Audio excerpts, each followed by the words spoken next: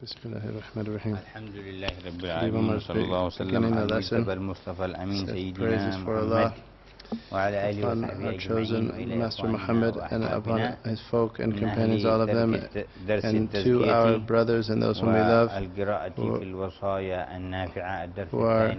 we're continuing this lesson of purification and studying this beneficial counsels, the second lessons of it, and through this we'll open this month of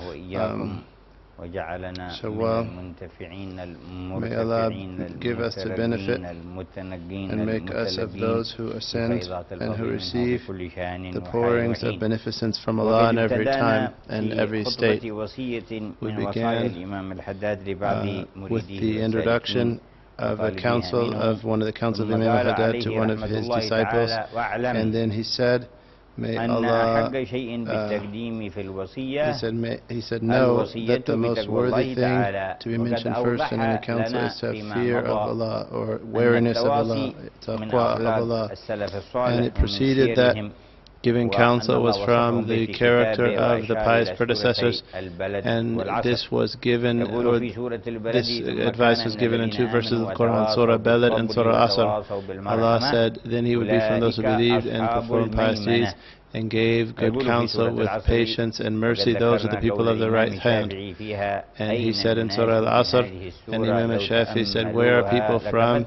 The Surah Al-Asr, were they to reflect upon it, it would suffice them. And he said, well, I swear by Al-Asr, by time, verily mankind is in loss except those who believe and perform good works and give mutual counsel with truth and patience. So the most deserving thing that worthy thing to begin this counsel is the counsel of taqwa of Allah. And taqwa is that you place a barrier or a protection between yourself and His anger, and that's by your obeying His commands well and avoiding those things that He has prohibited you, and distancing those things from which He orders you to beware. Similarly, a believer, he should rightfully fulfill this taqwa, and Allah commanded this in His book, saying, O you believe, have a mindfulness of Allah, and as He is rightfully minded, and don't die except that you're Muslims. And He mentioned it 70 places in His noble revelation. And counseling with taqwa, advising taqwa, is a pillar with most of the scholars of the Jumu'ah.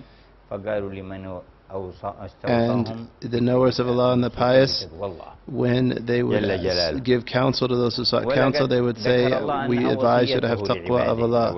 We advise you to be mindful or wary of Allah. And it's Allah's counsel to those all of the first and last people. And He said, verily we have counseled those who were given the book before you, and you, that you all have taqwa of Allah. Verily we have advised those, we have counseled those who were given the book before you, and you, that you have taqwa. So this is the counsel of Allah, and Allah did not give us His counsel except that it comprises good of both realms and is a cause of the greatest felicity. So He said, I counsel you to have taqwa of Allah, to be wary of Allah, Al-Aziz Al-Hakim, the mighty, the wise, meaning that you be wary of His anger and His wrath, and being veiled from Him and being distanced from Him, being wary of all of this by a good obedience to His command and avoidance of His prohibitions, outwardly and inwardly. And He said that this is the means which brings one to the good of the two realms, just as the bad of this world and the hereafter is only reached through disobeying Allah. May Allah make us of the people of taqwa. May Allah make us realize the reality of taqwa. O Allah, make us from your God-fearing slaves, and grant us good in every state and circumstance. The author says, it is the foundation upon which the edifice of the religion is built. Sayyidina Ali bin Abi Talib said, the crops of a people will not dry, will not be ruined except it will not be ruined as long as they are in a state of taqwa. So it is the foundation upon which the edifice of the deen is built.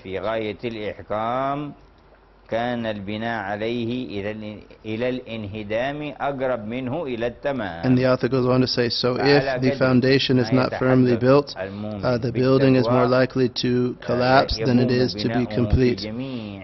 So the believer should build all of their affairs in all of the good deeds and all of the levels of ascension and nearness to Allah subhanahu wa ta'ala. They should base all of these on taqwa.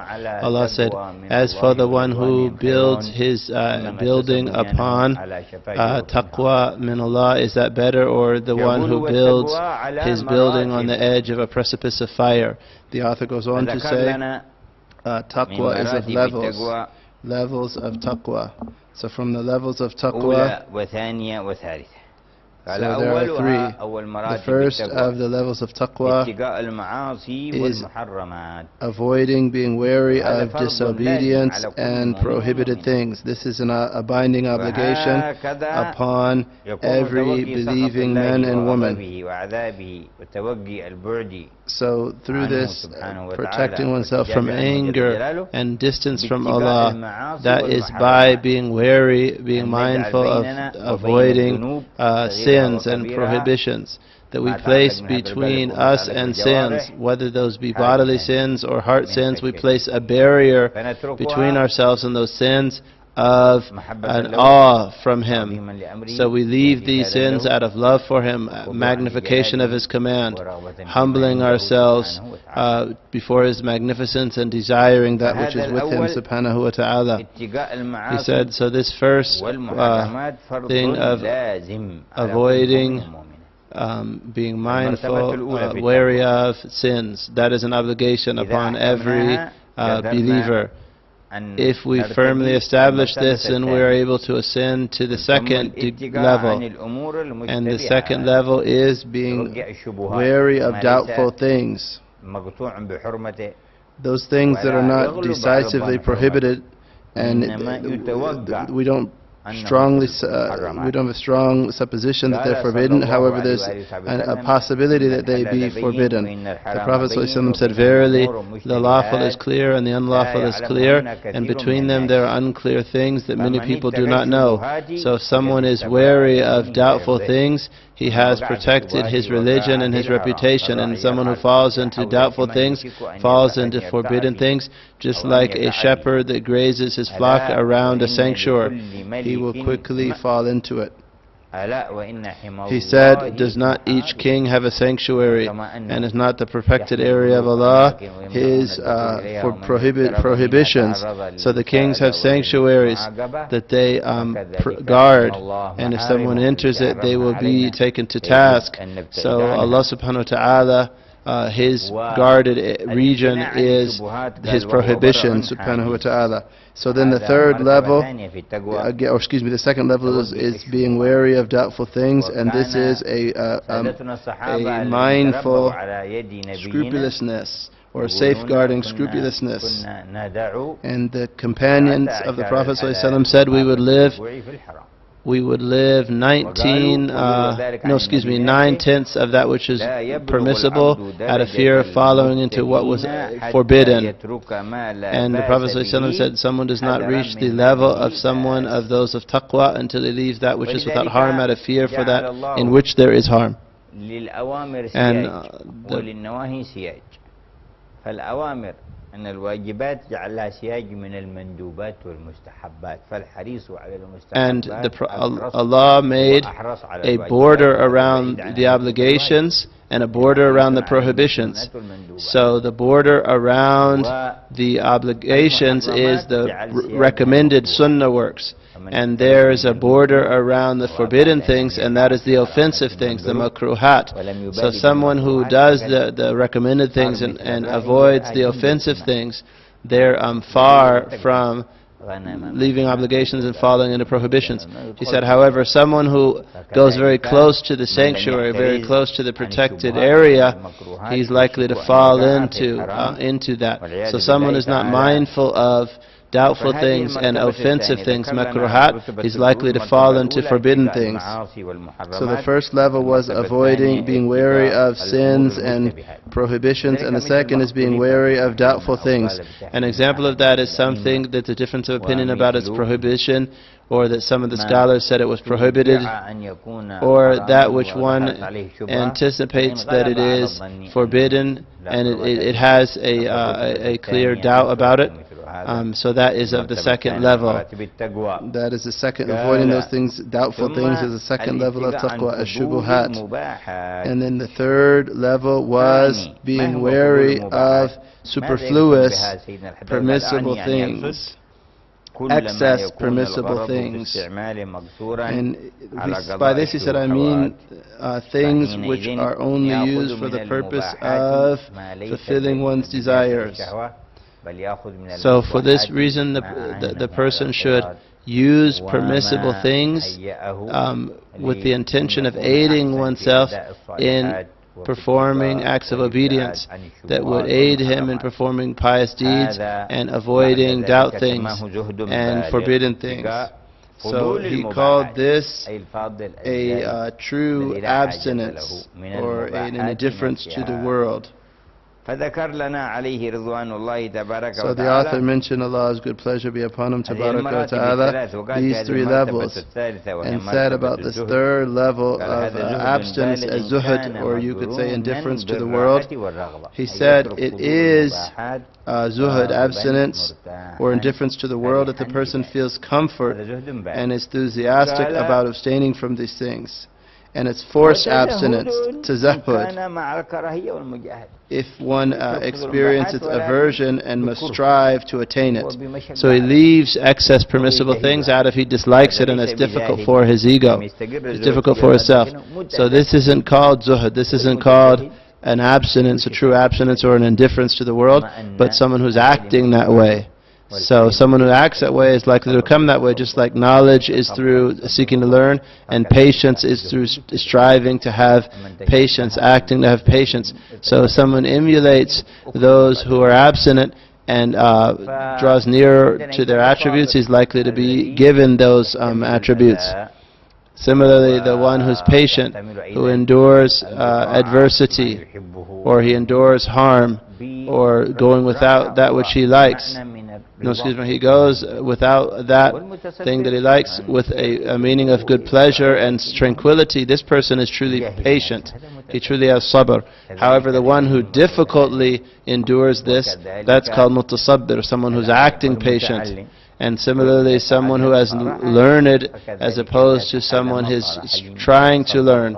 And similarly, someone who's forbearing as opposed to working to become forbearing. He said, so if the person strives to learn, he will attain knowledge. If he strives to have patience, he will become patient. If he strives to have zuhud, to be abstinent, he'll become abstinent truly, or truly indifferent to the world, or cool towards the world. He said, so if he is wary of engaging in excess permissible things without a good intention, and this is accompanied with comfort, then that is true abstinence. Otherwise it's acting that way and working towards it. So he mentioned three levels: avoiding prohibited and forbidden things, being wary of prohibited and forbidden things. And the third, wariness of doubtful things, avoiding doubtful things. And the third, avoiding excess, superfluous, permissible things. So this teaches us some of the secret and the reality of taqwa, to show that taqwa is a vast door, and some of it's an obligation, like avoiding prohibitions, like avoiding disbelief and polytheism with billah ta'ala. So avoiding disbelief, avoiding sins, and may Allah protect us, and may Allah open for us a door to be realized in taqwa and to ascend through its levels, so that we attain these levels and that which is beyond them. That beyond them there are other levels, and every one of these levels has degrees and perfection. So in avoiding forbidden things, there are levels.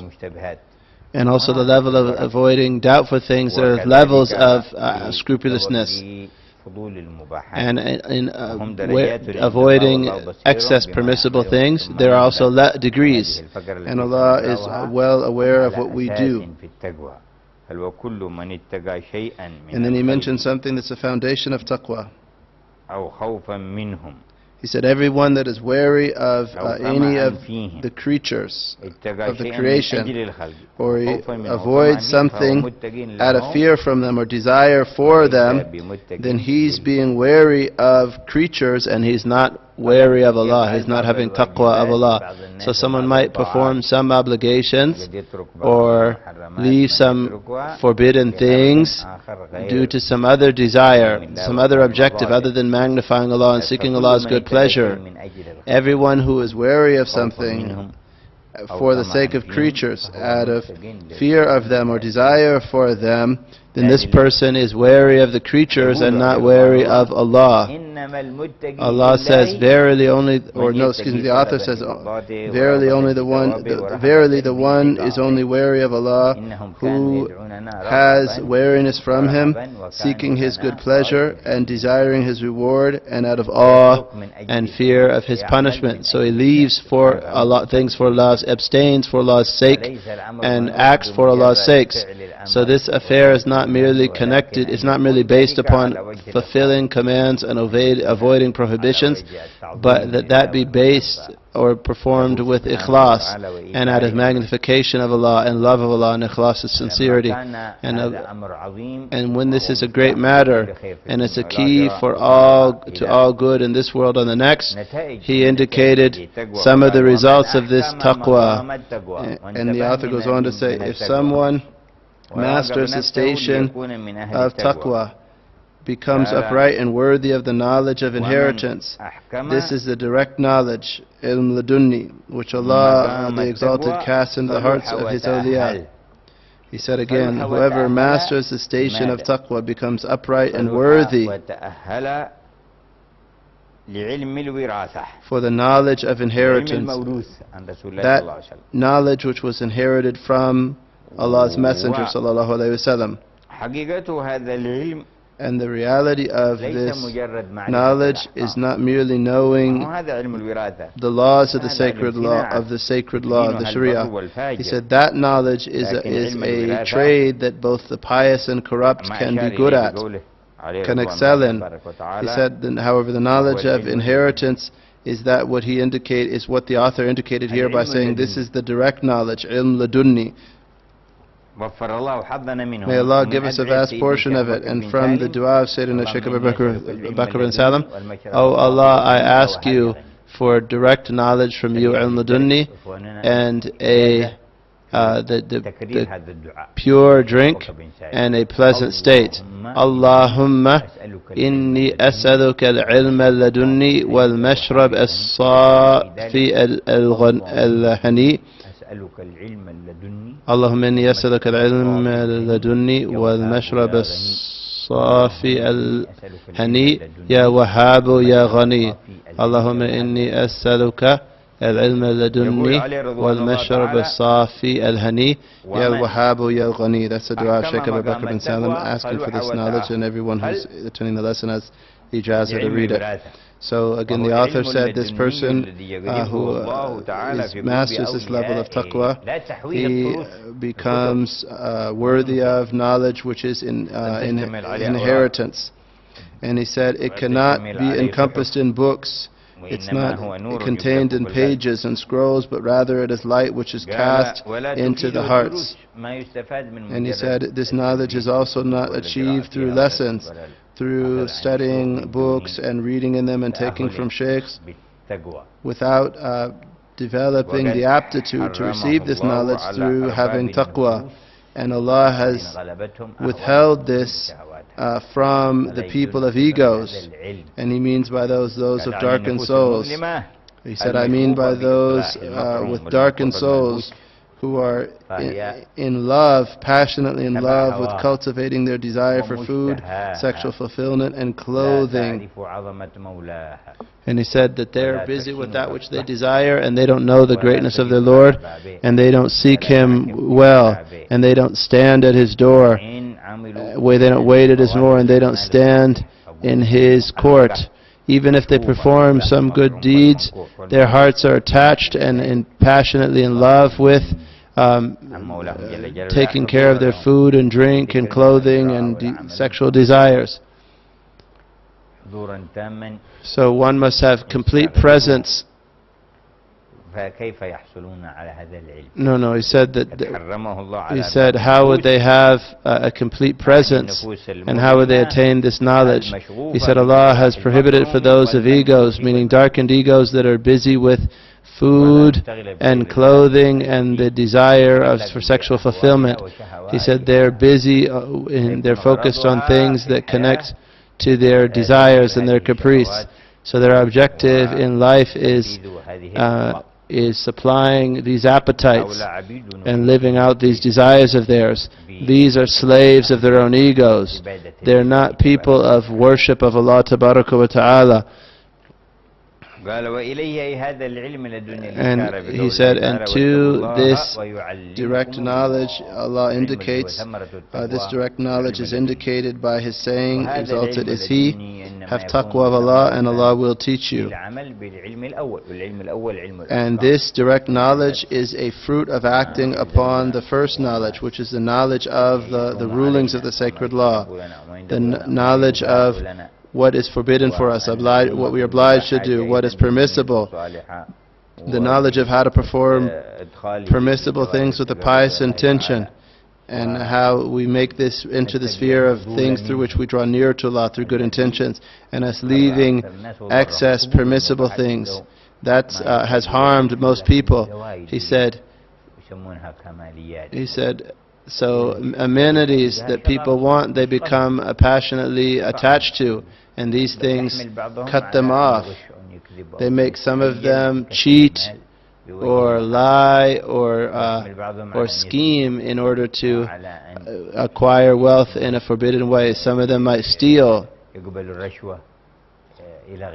They might accept bribery or other types of calamities that they fall into. And the author said, and Allah's Messenger said, if someone acts upon what he knows, Allah will bequeath him knowledge of what he did not know. So this is the fruit of acting upon knowledge. He said, so the first knowledge is sought for the sake of acting, and the second knowledge is sought for its own sake. So the acting is a fruit of the first knowledge, and knowledge is a fruit of acting on the first knowledge.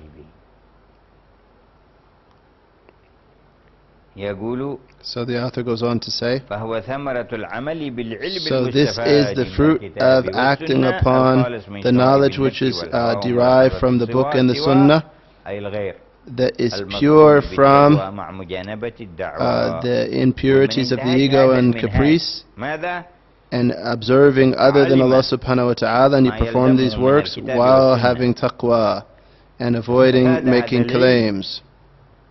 خالص من شوائب النفس والهوى لا يريد به المباهاة ولا السمعة ولا المفاخرة ولا المدح. He said that this knowledge is pure from the impurities of the ego and caprice. So if he followed this way, he would benefit this knowledge. And also it was free of directing its attention to creatures, and it accompanied wariness of Allah, taqwa, and did not make claims, claiming virtue, claiming piety, claiming sainthood, claiming degrees.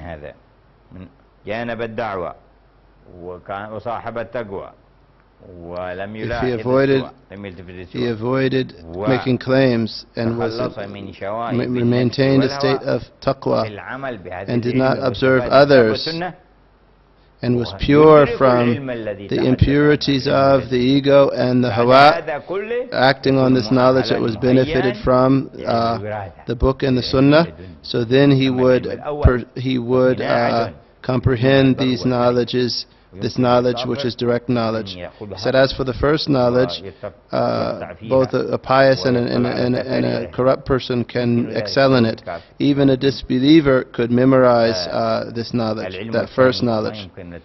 He said, so the first knowledge of the legal rulings, that can be attained by anyone. However, the second knowledge can only be attained with being true and sincerity, and being sincere and acting well upon the first knowledge.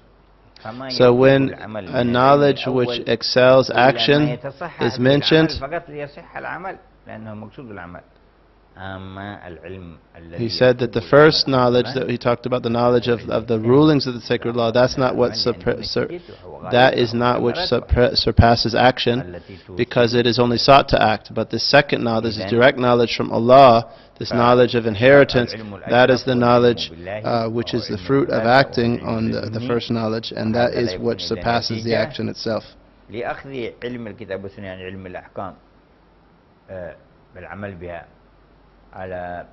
So the result of taking the knowledge of the book and the sunnah on any of the sound madhabs, and having these attributes that the Shaykh mentioned, performing deeds that are pure of the impurities of the ego and the caprice, and not focusing on the creatures, and it being accompanied with wariness of Allah and avoiding claims. Someone acts according to the knowledge of the book and the sunnah with these attributes, this person will be prepared for this knowledge that Allah casts into the heart, this direct knowledge, this ladunni knowledge. And the author goes on to say, the slave will not be prepared for this divine forthpouring without a spiritual discipline, a striving. Didn't you hear your Lord say, and those who strive for our sake or in us, we will verily guide them to our ways. Indeed, Allah is with those who are good. Through heedlessness, laziness, sleep, this knowledge is not attained, nor does someone develop an aptitude for it, nor are they prepared for it. He said, a slave will not prepare for this divine forthpouring without a discipline that uproots the desires, and with an aspiration to Allah that is continuous in the various works of obedience. And clarifying that necessitates detail, and that we mentioned in some of our other books, and here we don't want to go into detail. He said, let us take this with comprehension. And he said that the details of this will be learned through the books of the pious and listening to the recordings or attending their gathering. However, let us understand a truth about the spiritual travel. Let us stand the path, the tariqah of applying this knowledge. These fundamentals that he mentioned, we must understand them. And these universals, with these applying these universals, then the details are of benefit. And if we neglect these universals, the details will not be of benefit. So may Allah reward Imam Haddad for this good counsel, the summary of this knowledge which is inherited. And he combined vast, great knowledges in very brief words. So may Allah reward him for his good counsel and his teaching, and may Allah reward all of those who give good counsel in the Ummah and all of the teachers for what they taught us and for the counsel they gave us and that which they made reach us. And may Allah give us complete benefit and to be upright among with those who are upright, following the best Imam well. Blessings and peace be upon him. And may Allah bless that for us so that we can attain the highest station in this world, on the barzakh, and on the day of rising, and the abode of peace. That's Jannah. Without any punishment or reproach. Without any punishment or reproach, without any punishment or reproach or any trials. Ya Allah, Ya Dal Jalal al Ikram, Ya Dal Tawli wa Anam, by your mercy and your most merciful, and through your munificence, and you are the most munificent, by the secret of Fatiha. Fatiha.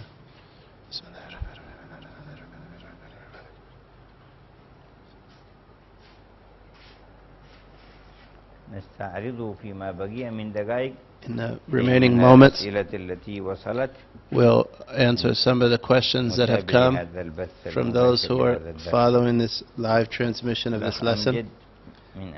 There's a brother Amjad in America. He asked, what is the best way to give life to the heart if its heart is extinguished? And may Allah bless you and benefit us through you in both realms.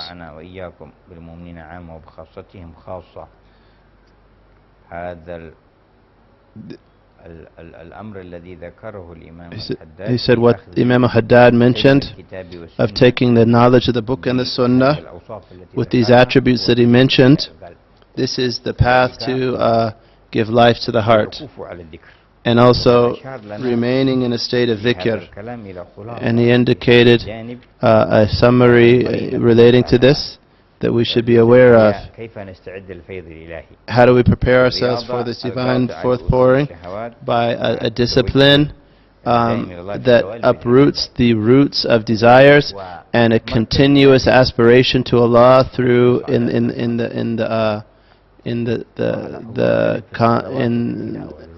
through the various acts of worship. And he said, and also praying and reciting the Book of Allah.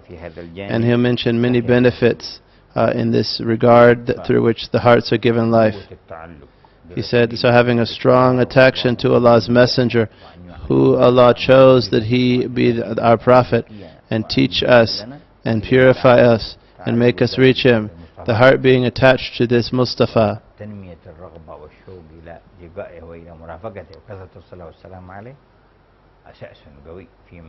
This is a strong foundation for what you sought of giving life to the heart. So you must adhere to this. May Allah give your heart and ours life, all of them. And those who are observing this lesson, and those who are listening, and those who are watching them, and connected to them, all of those desire good, of the believing men and women and Muslim men and women. May Allah give us life of the hearts through the benefit of the one who you sent to give life to our hearts, by the sanctity of our guide and the one who gives life to our hearts and the one who guides us to the straight path. He called us to truth with truth that was revealed in the best way. We have responded, we have accepted, obeying His command. We have responded, accepted, obeying His command. We have heard and obeyed in guidance and inner sight. So our Lord, make us firm on the truth and guidance and make us die on the best religion. There's a sister, Sophia from Britannia, she says,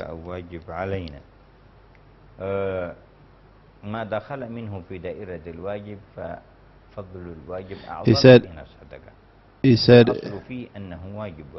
is inviting others charity or an obligation? He said, and I didn't understand the question fully. Habib Omar's mentioning benefits of dua. He said from the best of du'as is the dua of someone in their absence. And the Prophet ﷺ taught us in tashahhud saying, As-salamu alayna wa ala ibadillahi salihin, that we say in tashahhud, that's a dua. And also when we leave our prayer, we say, As-salamu alaykum wa rahmatullahi wa barakatuh. That's the meaning of dua for others. So these are some so it says, she asked, was this an obligation or a sunnah? He said, so these are some du'as for others that are obligations, like in the prayer. And then also there are recommended du'as that we make for others. He said, so initially it is an obligation. However, doing it a lot and repeatedly doing it is a praiseworthy thing through which a person ascends. And that is a cause of a person attaining a vast portion of Allah's good pleasure, Jalla Jalaluhu. So again, for her question, dua, there are some du'as that are obligations for others, like As-salamu alayna wa ala ibadillahi salihin, and then others are recommended, and doing so a lot is recommended a cause of Allah's good pleasure. There's a brother from Abdullah in Yemen. He asked about istikhara.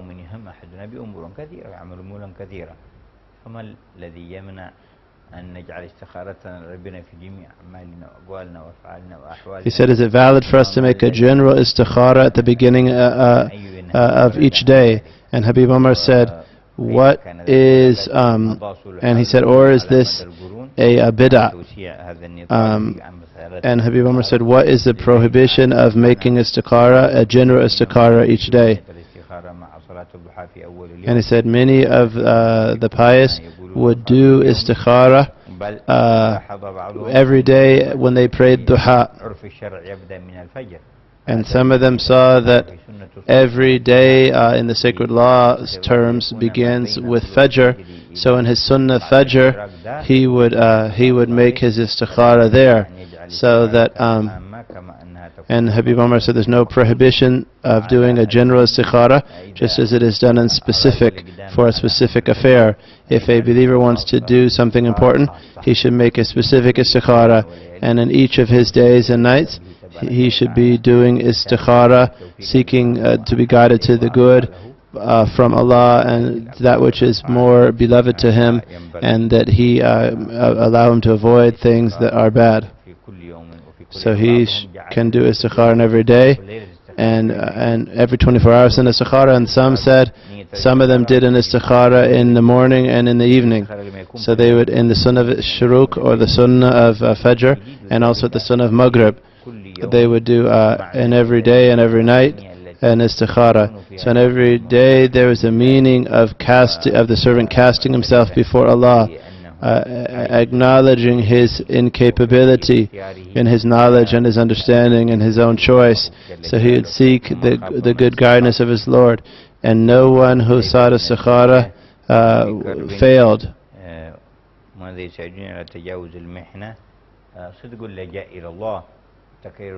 So Haifa in Saudi, she said, I'm in a very great difficulty, so I want a dua from you. What dua should I say? And it's called the dua of karb, the dua of difficulty. La ilaha illallah al-azim al-halim, la ilaha illallah rabbul arsh al-azim, la ilaha illallah rabbul arshi rabbul samawati rabbul arsh al-karim. It's about that. You look at the Arabic channel and he'll mention it. And also Ya Hayyu Ya Qayyum, Ya Hayyu Ya Qayyum, and do salawat on the Prophet ﷺ. And from one instant to another, Allah can change one state to another state. And may Allah lift from us all difficulties and all adversity by your mercy, O most merciful and merciful, and by your beneficence, O magnificent and beneficent.